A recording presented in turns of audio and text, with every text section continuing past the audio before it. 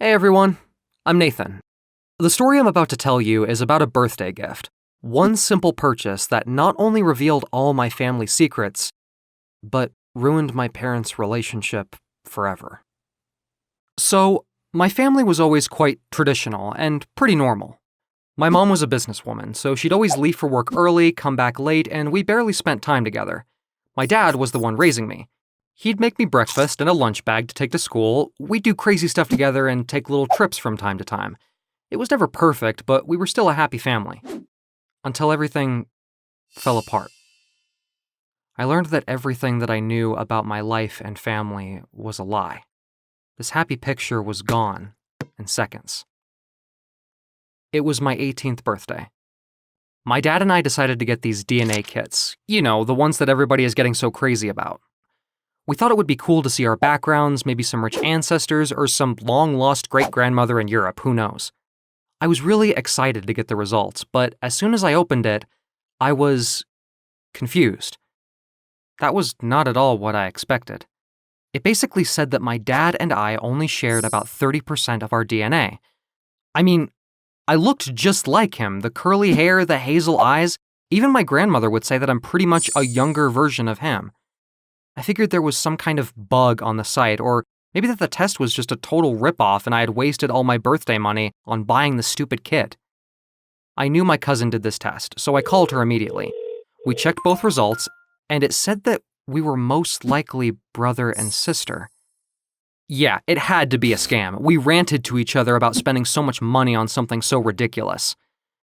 I wondered if anyone else had the same issue and went online, looking at reviews and feedback for the test, but everyone was saying that the results were accurate. I was sitting in my room trying to process it all. I mean, there was no way my dad and I could only share that much DNA. I remembered all the precious moments we spent together, how he taught me to play basketball and cheered me on in every competition. Then I heard my mom downstairs in the kitchen, and it hit me. She must have been lying to both of us.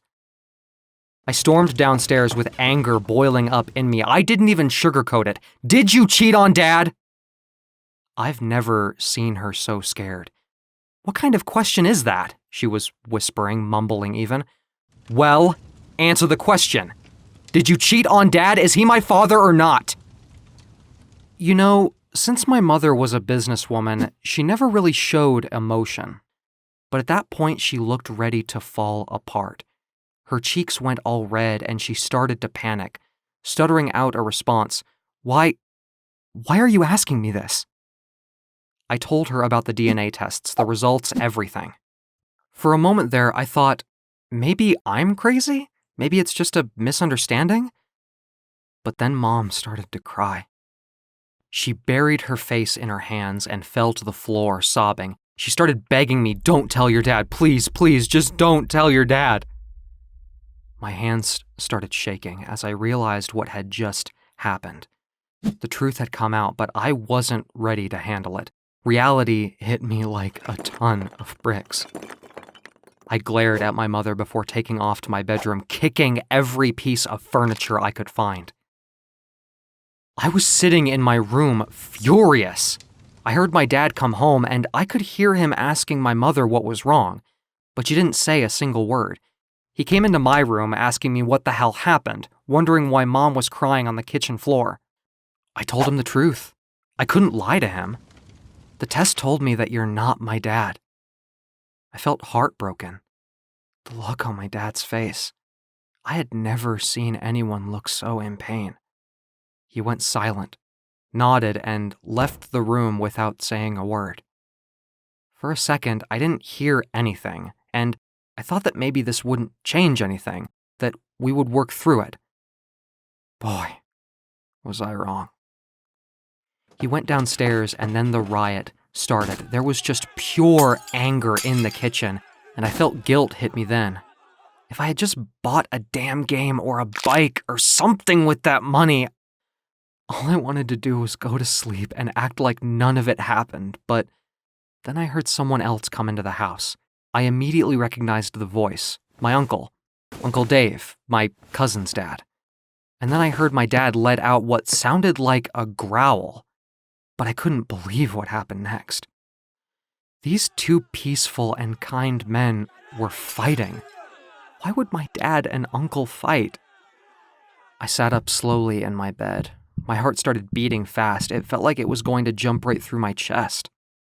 My dad and I sharing so little DNA. My cousin and I having results that said we were brother and sister. My dad fighting with his brother.